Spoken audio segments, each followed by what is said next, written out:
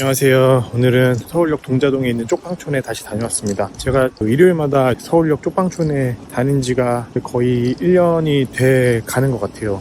왜 가냐라고 생각하실 수 있지만 저도 그냥 별 생각 없이 갔는데 다녀올 때마다 진짜 말로 못할 행복감이 많이 느껴지고 감사함도 많이 느껴지고 거기 계시는 분들과 개인적 관계도 또 만들어져가지고 안부도 여쭤보고 필요한 것도 좀 갖다 드리고 싶고 그런 마음들도 생기고, 사실은 제가 매주 가는 게 대단한 게 정말 아닌 게 여기서 정말 오랫동안 봉사하신 분들이 계세요. 저 같은 경우는 그냥 일요일에 특정 시간에 가서 잠깐 이제 방문하면서 어르신들께 인사하고 기회가 되면은 예배 모셔가고 그런 정도밖에 안 되거든요. 여기서 오랜 시간 진짜 봉사하신 훌륭한 어르신들, 제 또래 청년분들이 계셔서 저는 사실 이렇다 저렇다 말할 수 있는 그런 충분한 경험이나 자격이 전혀 없습니다. 오늘 그런 생각이 들었어요. 일단 제가 되게 오랜 기간 동안 봐온 그 어르신이 술을 줄이시고 물을 많이 드시기 시작하셔서 건강 상태가 진짜 많이 좋아지셔서 그게 일단 너무너무 감사합니다. 그래서 정신병원에 입원을 하셔야 되는 상황이라고 하는데 지금처럼 술을 줄이시고 물을 많이 드신다면은 정신병원에 입원하지 않으실 수도 있는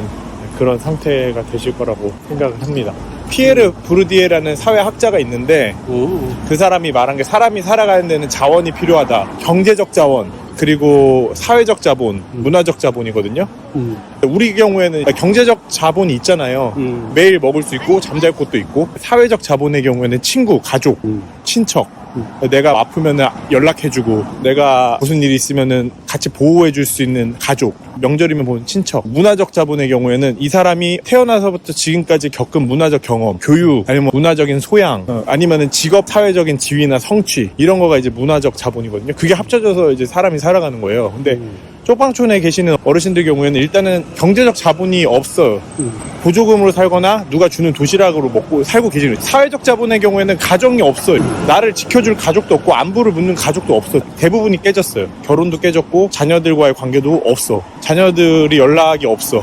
그리고 친구도 없죠. 친척도 없고. 이분들은 사실은 명절 때 제일 쓸쓸한 거예요. 연락이 없으니까. 또 문화적 자본 경우에는 막노동을 주로 하셨단 말이에요. 그러니까 교육이 일단 없고 취미라든지 여행 이런 것도 없어요. 젊었을 때에 대부분 막노동에서 일하면서 대부분의 시간을 거기서 보냈기 때문에 조직 내에서 일하면서 성취감을 얻는다든지 진급한다든지 이직을 한다든지 직업을 선택한다든지 내가 좋아하는 문화활동을 한다든지 그런 게 없는 거예요. 이분들은 그냥 막노동 일하고서 끝내고 나서 소주 한잔 하고 이런 거 여기 노년이 되신 거예요. 이분들은 우리가 보통 살아가는 삶하고 너무 다른 거예요. 경제적 자본도 없어, 사회적 자본도 없어, 문화적 자본도 없어. 그분들은 어떻게 살아야 되나? 내가 일주일에 한 번 가서 인사하는 게 이분들한테는 큰일인 거예요. 나한테 누가 주기적으로 와서 인사를 해준다는 게. 그래서 사실 내가 할 수 있는 이게 진짜 작은 일인데 근데 이분들한테는 큰 거예요. 이게 워낙 없으니까. 이분들한테 경제적으로, 사회적으로, 문화적으로 의미 있게 해주면 이분들한테는 너무 그게 자기 삶에 긍정적 영향을 미치지 않을까? 그 생각을 하는 거죠. 부르디에 프랑스 사회학자가 말한 그 경제적 자본, 사회적 자본, 문화적 자본, 저에게는 충분히 있는데 우리들은 대부분 누리고 있는데 어떤 상황적인 거나 환경적인 걸로 인해 가지고 경제적 자본도 사회적 자본도 문화적 자본도 없는 삶을 영위하고 계신 분이 많이 있고, 또 한국을 벗어나면 더 많이 있거든요.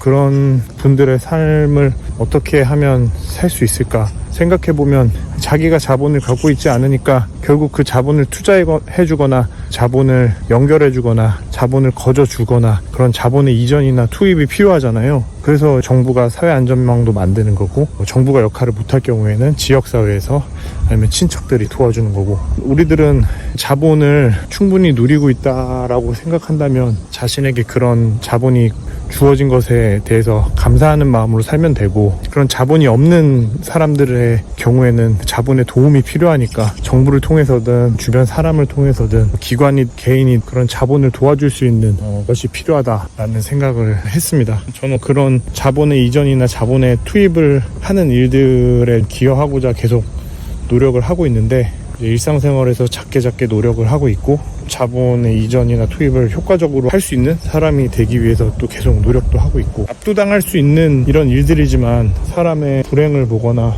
자본이 없는데 자본을 주려고 한다는 게 힘든 일이라고 생각할 수 있지만 저는 이게 인간의 본성이기 때문에 되게 행복한 일인 것 같아요. 만약에 제가 이런 일을 하면서 이런 공부를 하면서 연구를 하면서 혹은 이런 현실들에 계속 노출되면서 뭐 한국에서도 그렇고 뭐 아프리카나 아시아 등지에서 이제 제가 돌아다니면서 했었던 일들이 그런 일들이니까 그런 것들에 압도당하지 않느냐라는 질문에 저는 물론 현실에는 압도당하는데 나의 마음은 진짜 행복하다. 그런 일을 할 때 더 삶의 보람을 느끼게 되고 내 삶의 의미를 거꾸로 알게 되고 감정적으로도 되게 충만해지고 행복해지고 그런 경험들을 지속적으로 하게 되는 것 같아요. 그래서 봉사하거나 기부하시는 분들이 오히려 그 안에서 행복과 의미를 찾잖아요. 인간의 본성이 우리가 그렇게 디자인 됐기 때문에 다른 사람들에게 경제적 자본을 줄 때 사회적 자본을 줄 때, 문화적 자본을 줄 때야말로 진짜 내 삶의 의미와 행복을 찾는 시간이고 방법이다.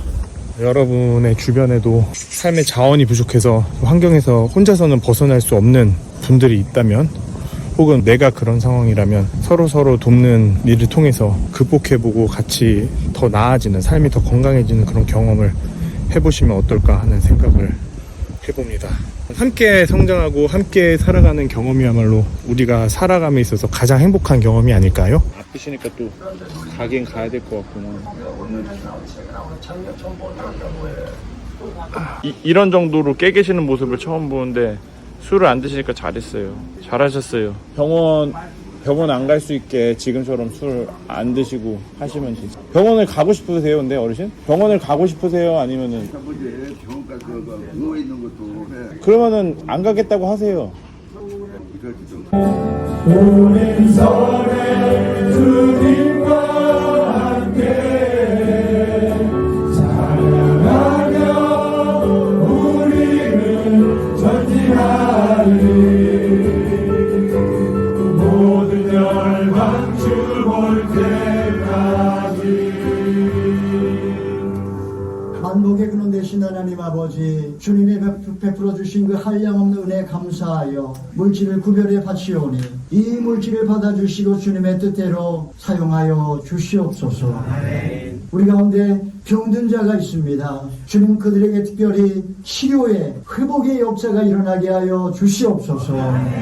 이제는 우리 주 예수 그리스도의 은혜와 하나님 아버지의 사랑과 성령의 교통하심이 하나님이 주신 창조의 질서를 따라 이 땅에 아름다운 가정을 세워나가기를 원하는 우리 모든 지체들 머리 위에 저들의 자녀 위에 이제로부터 영원토록 함께하옵시기를 간절히 축원하옵나이다.